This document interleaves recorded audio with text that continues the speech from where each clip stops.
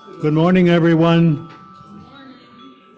Before we have our prelude this morning and begin our service, we have a special guest that has come to talk with us this morning.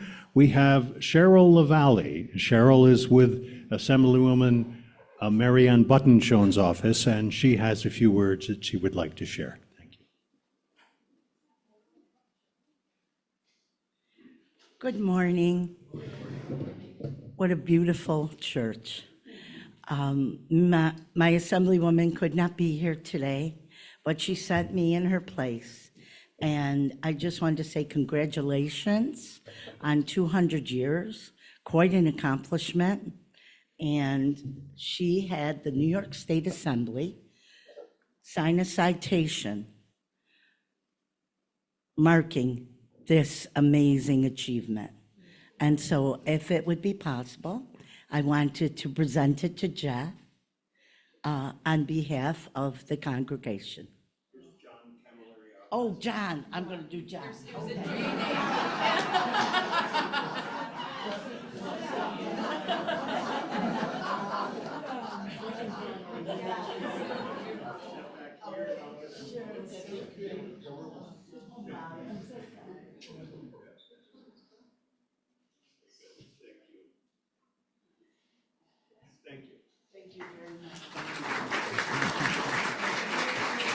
This is it, right up here.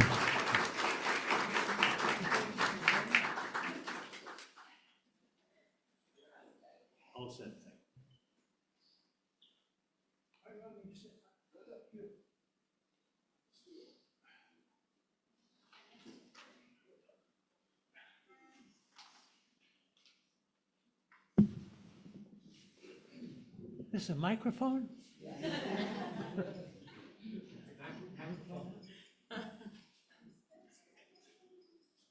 Okay.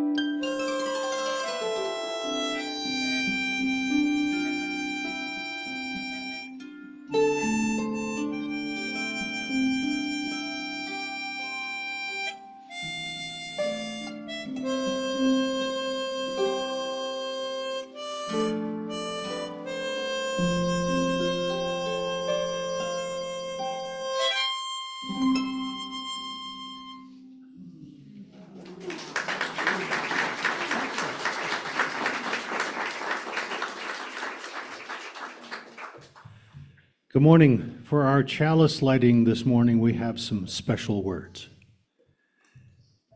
Happy birthday, happy 200th birthday. These words are from Greta W. Crosby, our minister in 1960, the first woman minister ever in this congregation. Her words this morning, I'll repeat. It is an honor to share in your bicentennial celebration.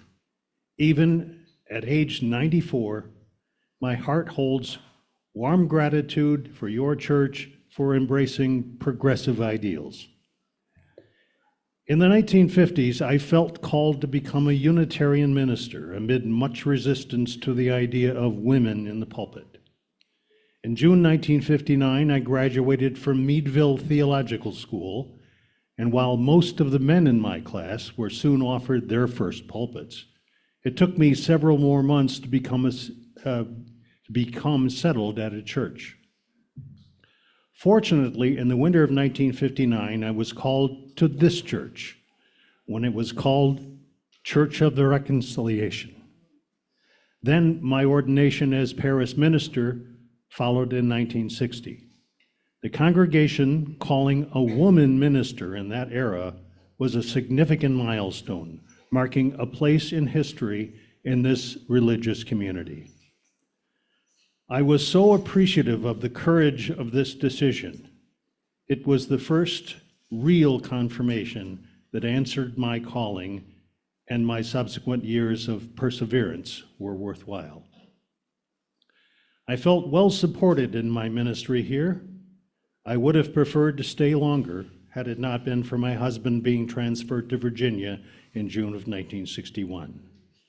I still cherish fond memories of the people of the church and of the beautiful city of Utica, especially the vivid fall foliage and gigantic snowfalls.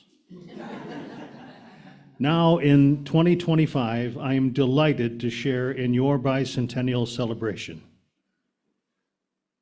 What a wonderful accomplishment to have created and maintained a liberal religious community for over 2 centuries. Please know that I am with you in spirit in your joyous celebration.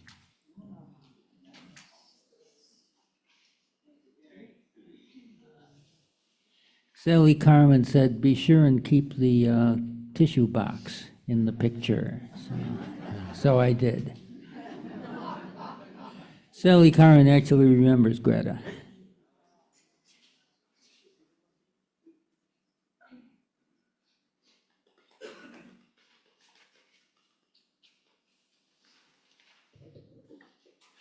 Welcome.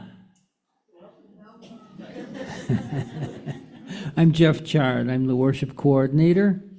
Whomever you are, whoever you love. This is our church. This is your church. Whatever you believe, this is your church. If you are new or newish, or don't get the weekly email newsletter, fill out one of those clipboards that's in the back of the church, and we'll fix you right up just once a week. It is good to be together. Maybe 20 years ago, several students at Hamilton College started coming to Sunday services. We don't see a lot of college students. Other things happen on campus, Sunday mornings, maybe Saturday nights, I'm sure.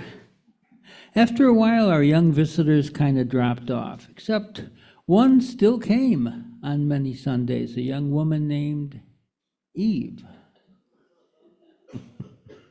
Fast forward to 2014, we had a ministerial opening. We interviewed 3 UU ministers. One of them was just out of seminary. Her resume did not say, hey, I used to come to church here. And she had a different last name now. It was Stevens. But it was Eve. And we knew within minutes that she would be a great match for us. We adopted Eve. Eve adopted us. And Reverend Eve Stevens served our congregation from 2014 to 2018. Sadly, the time came when we had to share her with the rest of the world.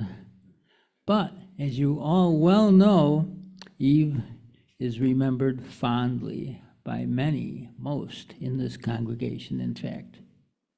Eve flew up from Asheville, North Carolina early so she could be with us for Friday night's evening community dinner in her honor. This morning we can welcome her back more formally. Our minister and our friend, Eve Stevens.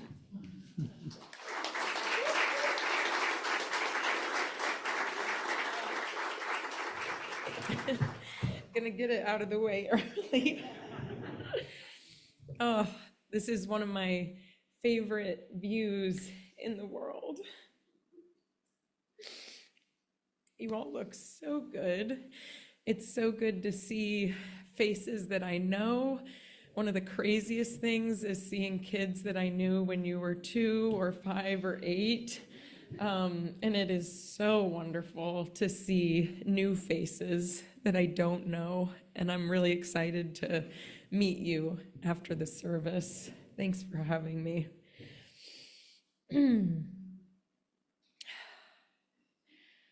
For the ancient Greeks, time was not a straightforward concept. For them, time could take on different forms and textures. It could shrink or expand, move in a linear fashion, or circle around and around. They had different names for these different experiences of time. Chronos was for measuring the passing of time, minutes, hours, days, weeks. Chronos helps you plan and pace your day, helps you understand how long it will take to get from here to there, a practical, measurable form of time. Another was called Kairos, and Kairos is less easy to measure. Kairos pauses linear time long enough for us to feel or understand something important. Epiphanies, breakthroughs, growth, discovery are all measured in Kairos. And there was Aeon.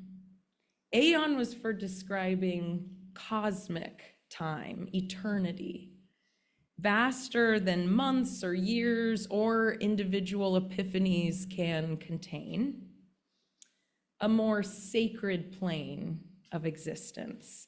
Aeon holds all lifetimes, stretching back before the gods and continuing after. From the vast expanse of Ion, each life flows into all others. Even if we can't always understand the meaning of our lives up close while in the midst of living the minutes and hours of it, from the vantage of Aeon, everything we do fits into a larger design, a sacred, eternal wholeness. And one of the things that makes church sacred is that it's a rare place where all 3 forms of time flow together and meet. We run on linear chronological time, measuring our meetings in hours, setting deadlines for raising money, and noting the length of the sermon. But we step outside of linear time as well to feel or understand something important that shapes how we are living and who we're becoming. And we are here, we attend church because, like generations before us, we are spiritual seekers, and we long to feel our way toward that eternal, timeless wholeness that holds us all. We're gonna sing together now, and it's number 1068 in that teal hymnal. And the choir is going to lead us So please rise in body or spirit. We'll sing together.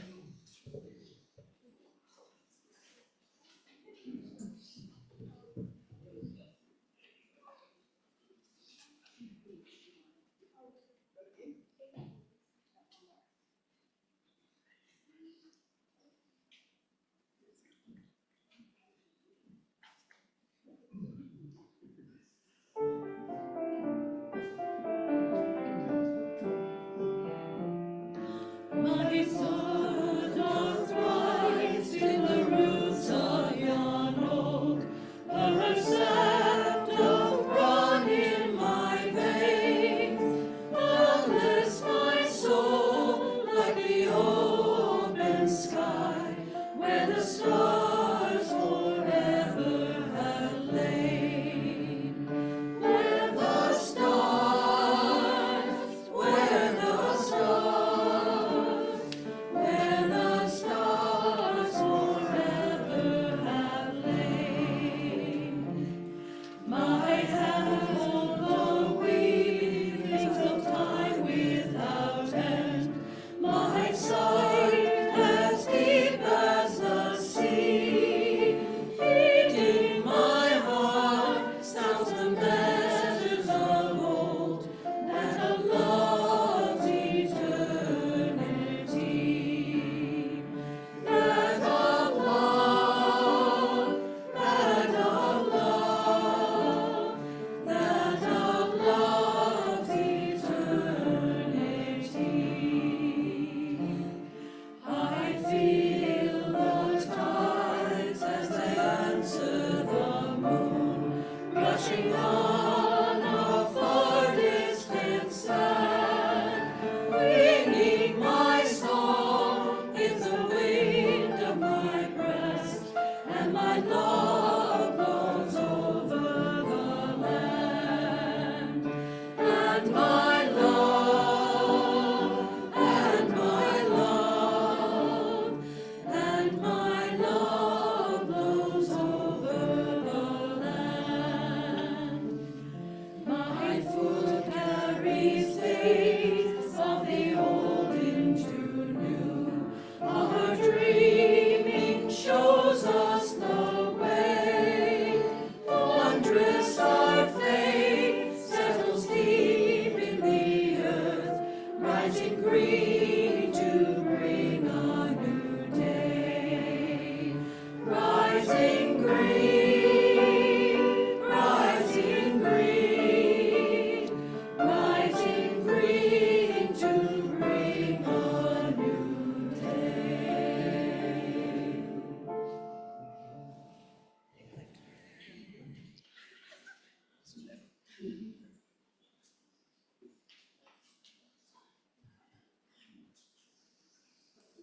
You sound so good, choir, so good.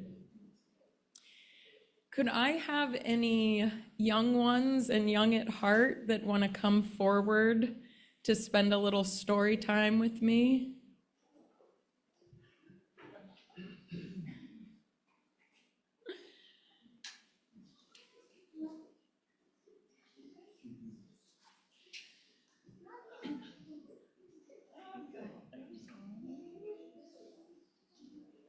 Good to see you guys. So good to see you this morning. So I know some of you. You know what? I actually have shoes, like my Birkenstocks are like, they kind of hurt if you cross your legs. I know exactly what you mean. Those are great shoes though. Those are well worth I it. have to do this when every time I like the light turns on and they light up. Okay, so if you see any flashing lights, it's just the shoes.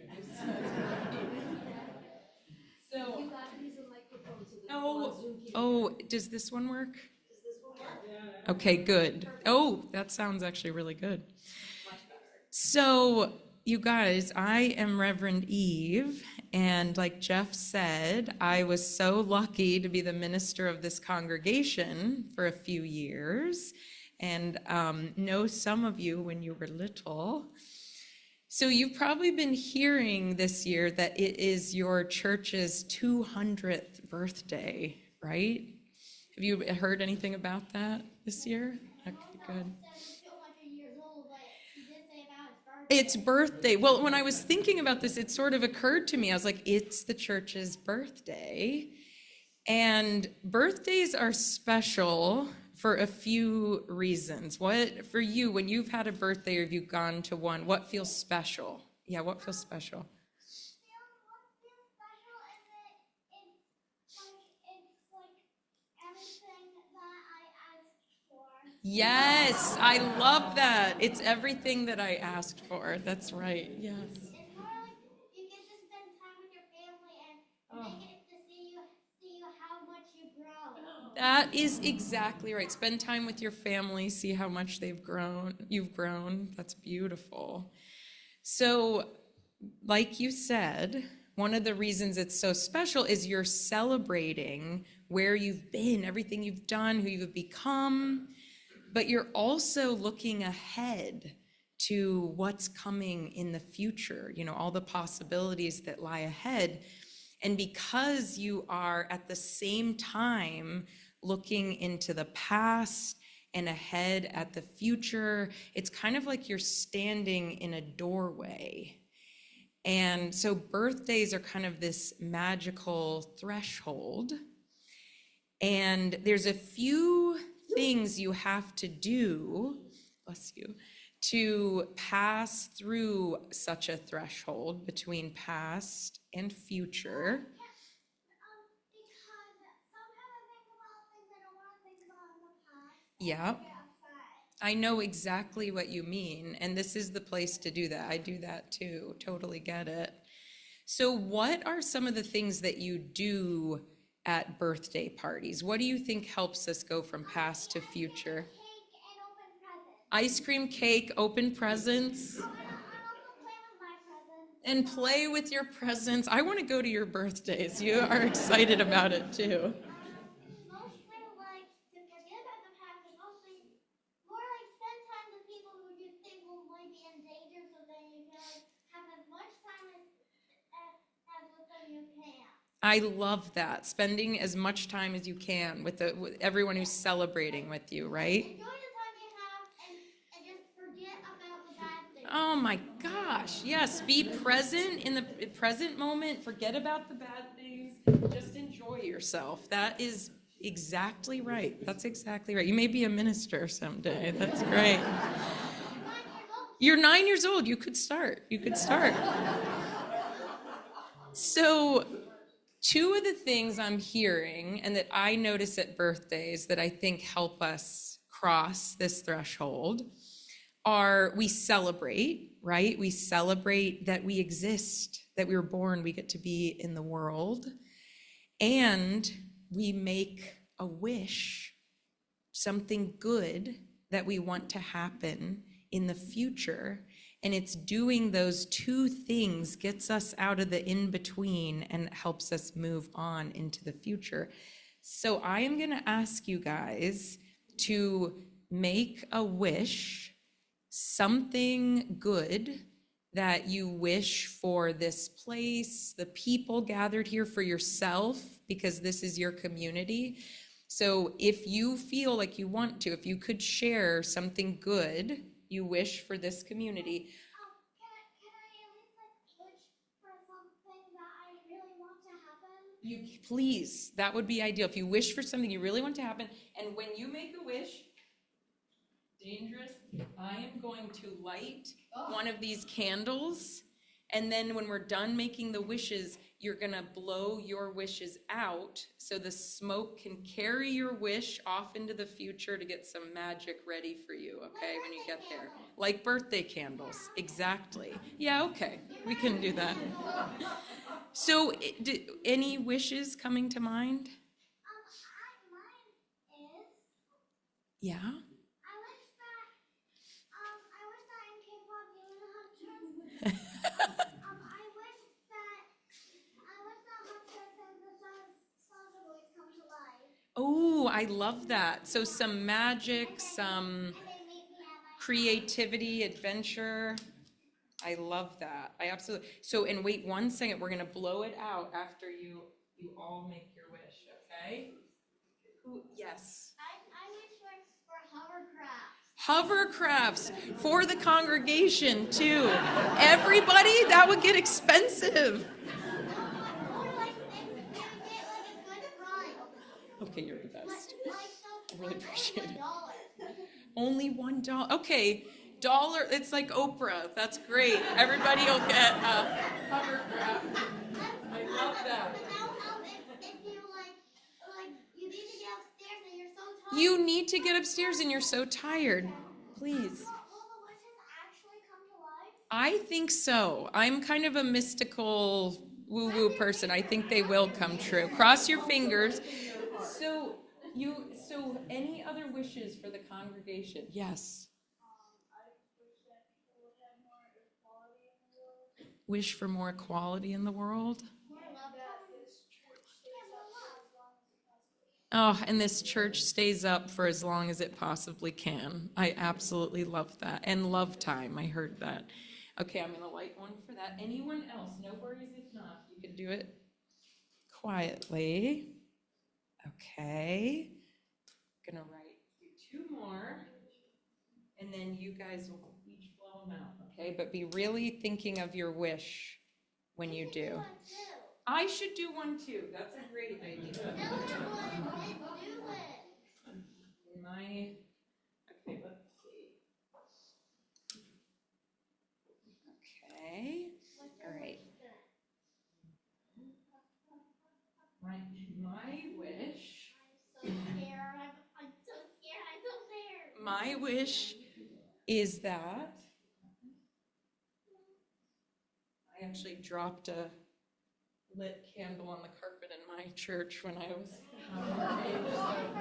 I'm prepared. It did actually, but it didn't burn down.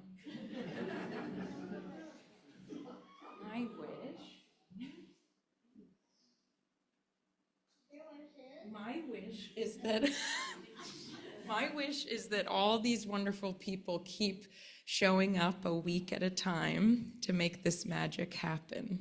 Okay, you ready? When you're ready, go ahead and blow it out.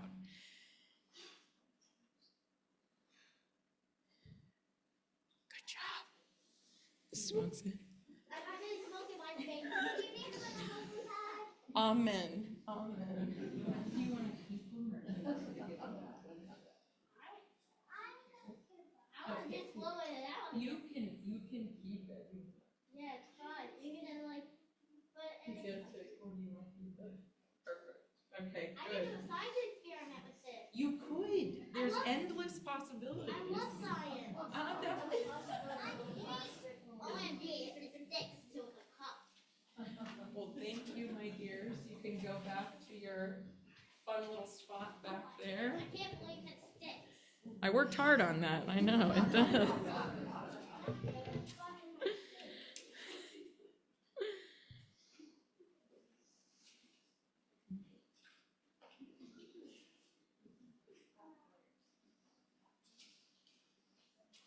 Good morning.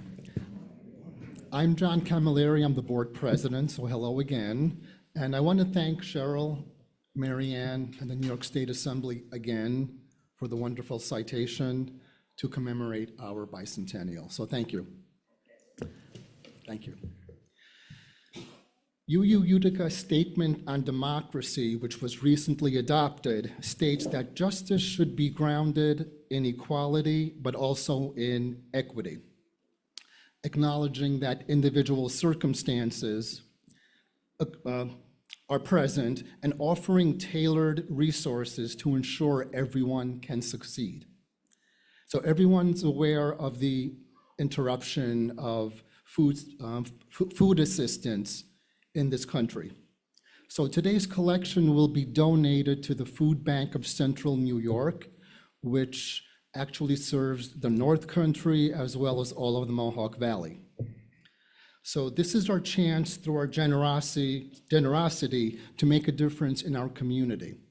If you'd like to donate by check, please make it out to UU Utica and write Food Bank in the memo section of the check. So by working together, we can make a meaningful difference and move toward a future where everyone has reliable access to the nourishment they need to thrive. Thank you.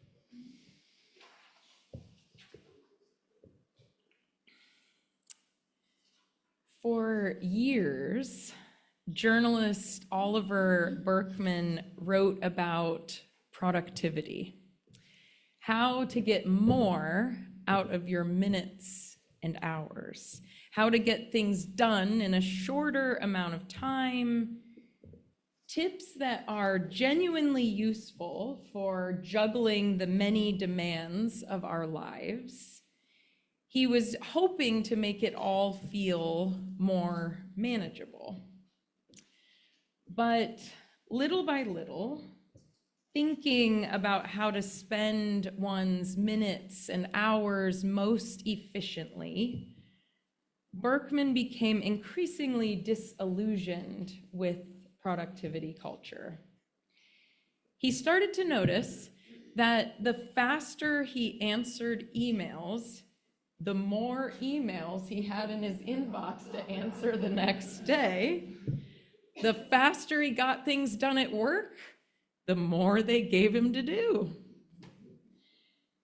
So when Berkman stopped being so productive, when he held still for a moment and let his own internal unrest have space to be felt and heard, he realized that what he had wanted really was a way to help people get things done faster so that they could finally get to the parts of living that are actually meaningful. But he noticed that it didn't work like that in his own life. If he got the laundry folded and the dishes cleaned and put away, but he hadn't organized the pantry yet, or cleaned up that spot on the floor, or fixed the wiggly stair on the back porch, he'd never get to those more meaningful things. Always in the back of his mind, he was telling himself, yes, I just need to get these other things done, and then finally, that's when I'll start living my one wild and precious life. I'll finally listen to all that longing that stays buried underneath the busyness. And then it hit Oliver Berkman. It never happens. As he put it, you never clear the deck. Your to-do list is never done. The day never comes when the conditions are just right to live a meaningful life, to do what is inconvenient and what demands something less automatic of you. Paying all this attention to tasks, to being productive, adds up. The way Berkman puts it, your experience of being alive is nothing more than the sum of everything to which you pay attention. Your experience of being alive is nothing more than the sum of everything to which you pay attention. At the end of your life, he says, looking back, whatever you gave your attention to from moment to moment is simply what your life will have been. When I was 3 years old, my parents decided to start attending a small Unitarian Universalist congregation where we lived in rural South Carolina. And over the years, our church became its own magical world to me. Whenever I walked in on Sunday morning, it always felt like I had joined an experience that was already in motion. The smell of fair trade coffee, the movement of volunteers pulling final touches together, adding more coloring pages in the nursery or unloading the dishwasher in the kitchen, tidying the stack of orders of services outside the sanctuary.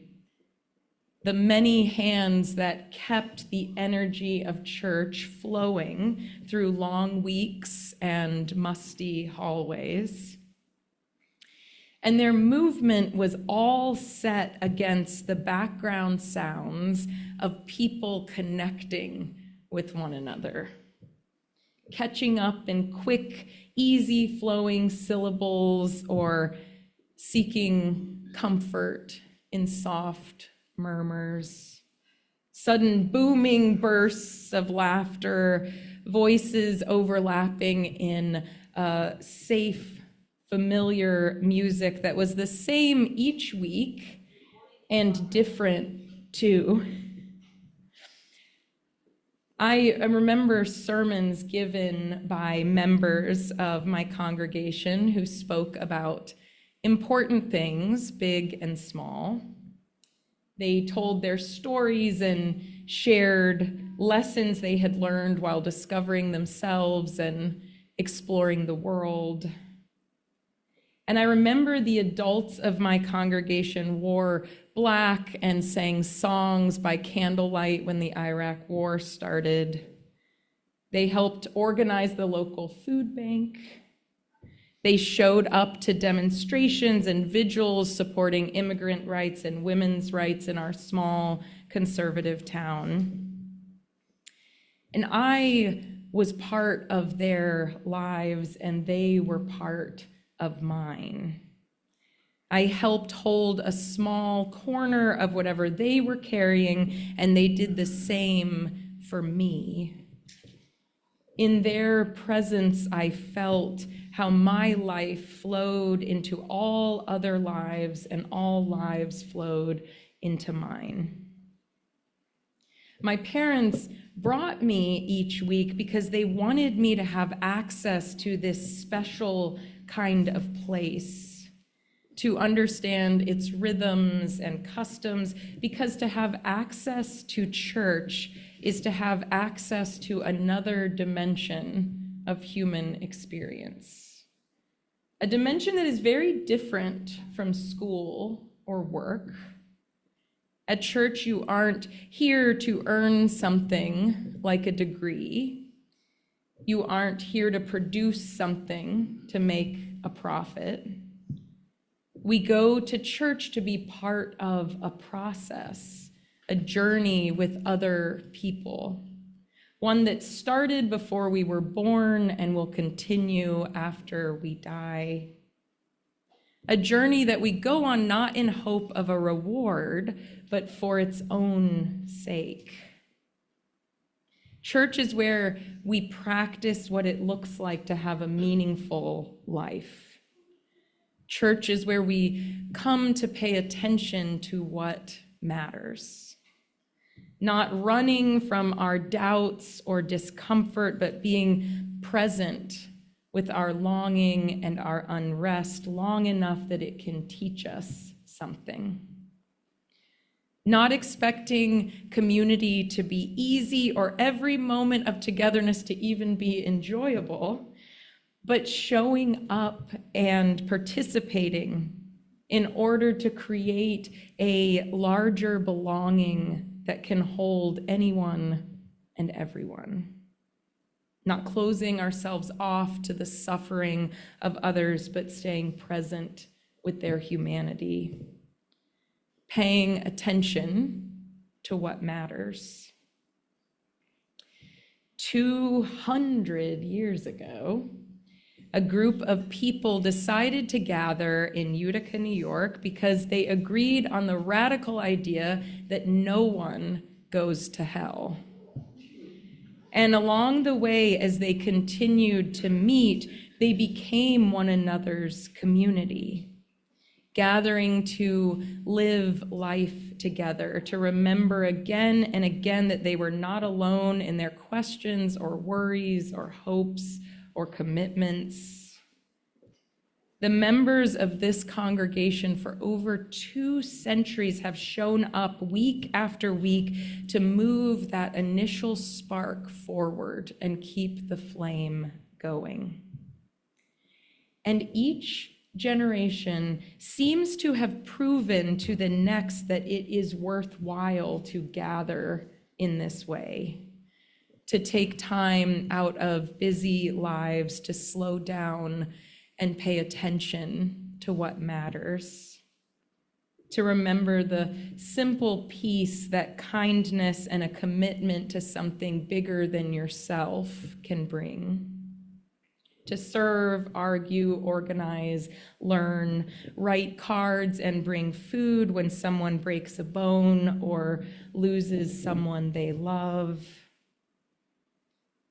Oliver Berkman's epiphany was that our experience of being alive is nothing more than the sum of everything we pay attention to. And individually, it is very hard to spend the majority of our time paying attention to what matters, paying attention enough to feel what we're feeling and make sense of our experiences, paying attention enough to the people we care about, paying attention enough to hold people with power accountable.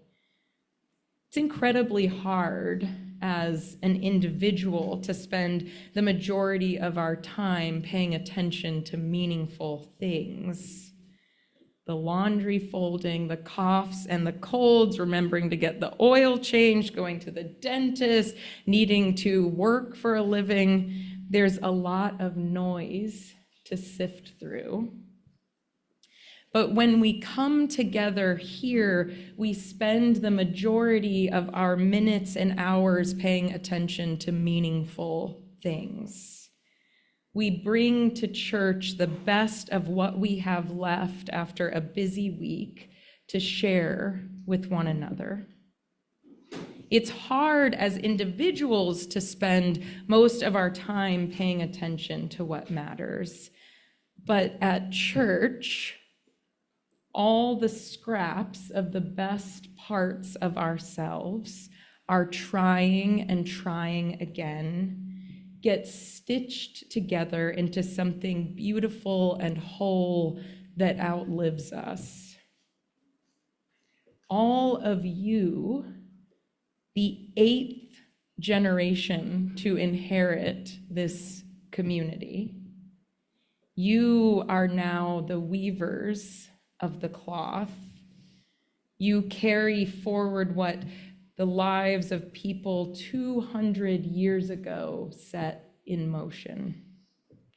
And it may sound like a lot of pressure, but all you have to do is keep coming together to pay attention to what matters one Sunday at a time, so that you can do for others what those who came before you did for you, and give the gift of community, shelter for the journey for those yet to come.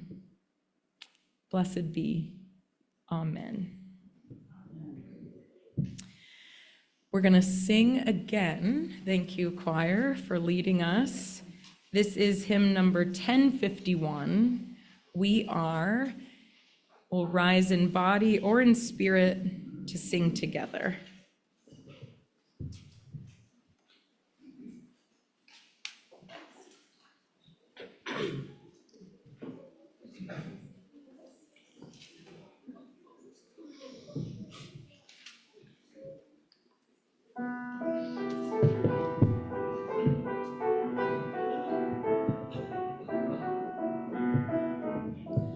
For each child that's born, a morning star rises and sings to the universe who we are.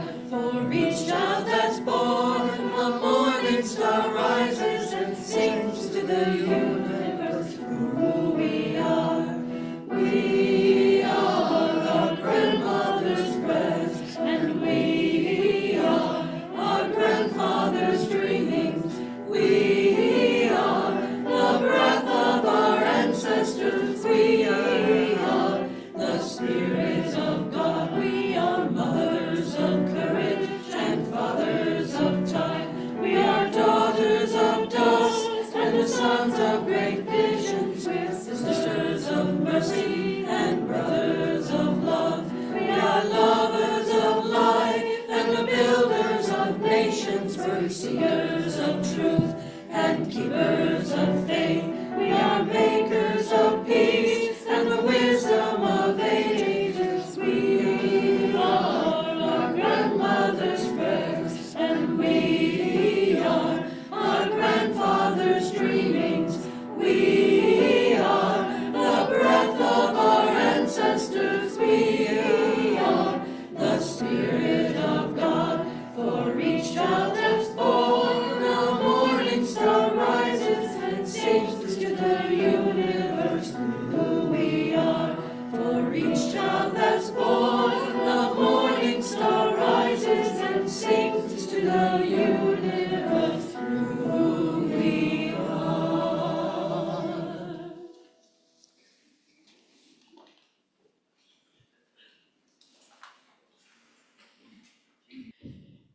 Would you be with me in meditation and prayer?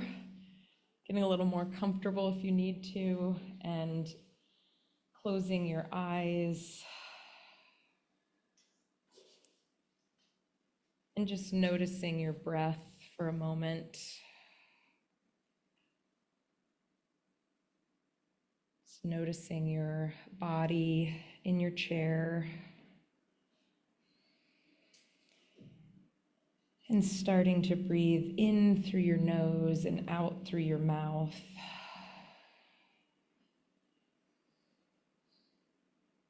Just joining breath with the others here in the room and beyond.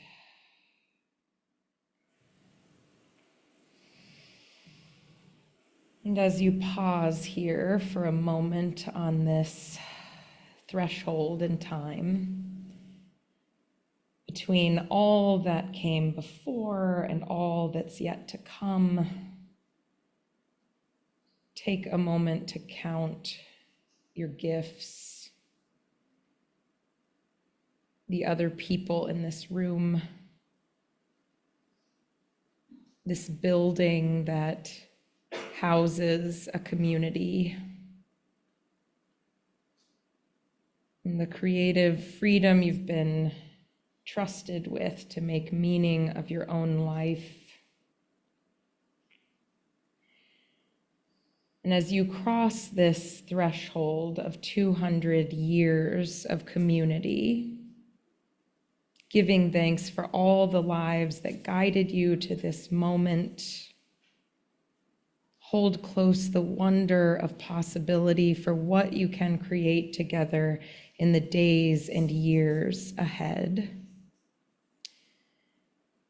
And in a moment, I want to invite you, as you feel moved, to speak aloud a blessing for this congregation. It'll be fine even if we all speak on top of each other. It'll be a beautiful sound collage. But as you feel moved, please name something about this community that you are grateful for, something you hope for in the future, or you might speak the name of someone who is no longer here, who helped bring us to this point, as you feel moved.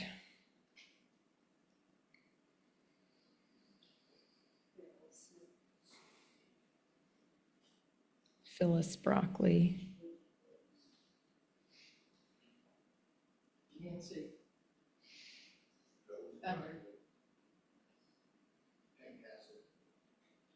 Esther Doyle, Royal Cross.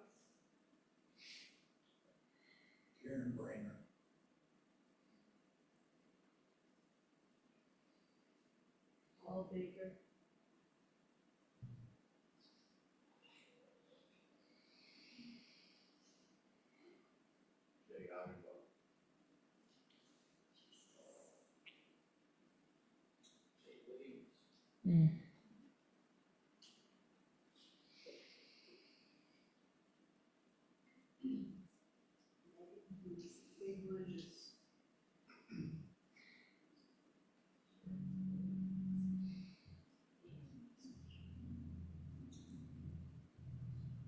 We carry them with us as we go.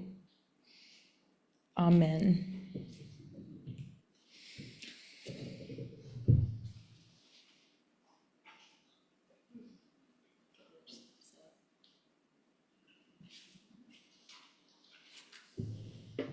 Just extinguishing the chalice. Do you have words you traditionally share in? We extinguish this flame, but not the light of truth, warmth of community, or the fire of commitment. These we carry in our hearts until we are together. Blessings on all of you for good health, good fortune, adventures, creativity, good food, good company, ease, and courage. Blessings on you. You are the sacred weavers of minutes and hours into community. And thank you for carrying it forward so beautifully. Go in peace.